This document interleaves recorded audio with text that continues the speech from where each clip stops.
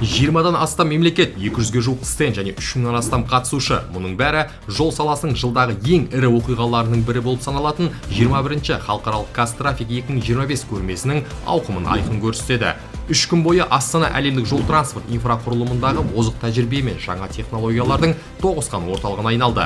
Қазақстан, Еуропа, Қытай, Түркия, Канада және Орталық Азия елдерінің компаниялары заманауи техникасын, инновациялық материалдарын, цифрлық жүйелері мен жол құрылысын, диагностикасын және пайдалануын жетілдіруге арналған жабдықтарын көпшілік назарына ұсынды. Көрменің шырайын кіргізген отандық ғылыми техникалық жаңалықтар, жолдардың жағдайын қадағалау жүйелері, цифрлық платформалар, көпірлерді басқарудың жаңа шешімдері, заманауи тұрақтандырғыштар мен реагенттер ерекше қызығушылық тудырды. Қазтрафик 2025 аясында өткен жолдар және инновациялар халықаралық ғылыми тәжірибелік конференциясы 20-дан астам елден келген сарапшыларды жинады. Мұнда саланы цифрландыру, интеллектуалды көлік жүйелері, стандарттау, жол қауіпсіздігі, сондай-ақ түрлі климаттық аймақтардағы жолдарды тиімді пайдалану мәселелері терең талқыланды.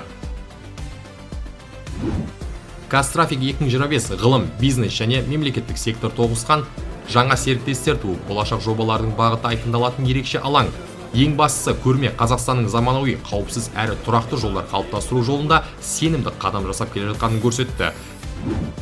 Қазтрафик 2025 ертеңгі жолды қалыптастыратын жаңашыл идеялар дәл осы жерде бастау алады.